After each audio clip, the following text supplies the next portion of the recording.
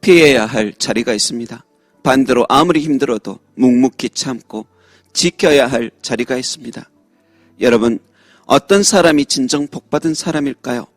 그것은 피해야 할 자리와 힘들어도 지켜야 할 자리를 지혜롭게 분별할 줄 아는 사람이 진정 복된 사람입니다.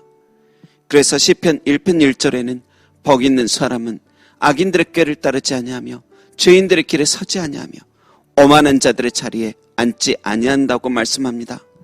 여러분, 정말 복 있는 사람은 아무리 그 자리가 활기차 보이고 멋져 보여도 악과 죄와 오만함의 끝을 알기에 동참하지 않습니다. 그런데 문제는 우리가 살아가는 세상은 악인과 죄인들, 오만한 자들이 가득하다는 사실입니다. 그렇다고 성도가 세상을 떠나 예배당 안에서만 지낼 수도 없습니다. 큰 믿음을 가진 기업에만 지원할 수도 없습니다.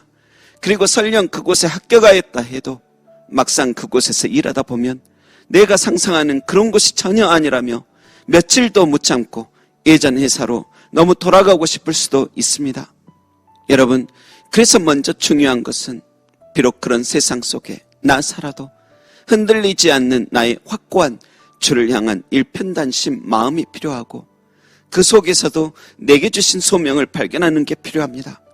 다니엘, 요셉처럼 우상이 가득한 곳에서도 홀로 스스로 기도와 말씀 속에서 자신의 믿음 잘 지키고 또 세상에서도 맡은 일을 성실히 지혜롭게 해내며 그 속에서도 하나님께 감사하며 사람들에게 칭찬받는 그런 존재가 된다면 정말 최고일 것입니다.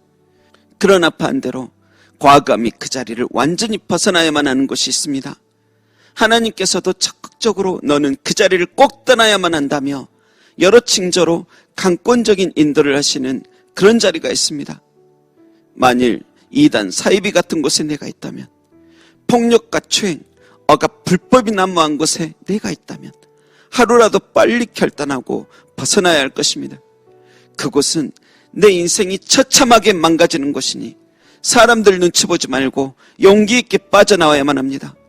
출애굽기에 복종과 억압으로 시달리던 히브리 민족이 이집트에서 탈출하던 것처럼 먹을 것도 자유도 미래도 없어 죽음을 각오하고 북한에서 빠져나오던 탈북민들처럼 모든 것을 버리고 떠나 처음부터 다시 새롭게 하고픈 용기를 가지고 마음에 간직한 꿈을 향해 그 자리를 떠나야만 합니다.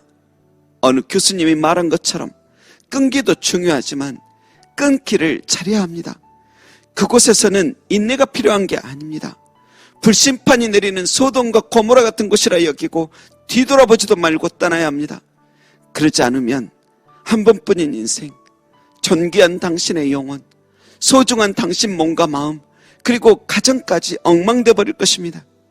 그러니 아무리 사람들이 당신을 부여잡고 협박하거나 회유하며 말려도 과감히 떠나십시오. 그토록 고민하며 기도하며 겨우 힘들게 만든 그 용기 쓰레기통에 다시 넣어버릴 필요 없습니다. 악한 꾀와 죄들이 난무하고 오만함에 극치인 사람이 펼치는 그런 현실 드라마를 그토록 보기 싫은데 억지로 500부작 1000부작 계속 역겹게 볼 필요가 무엇입니까?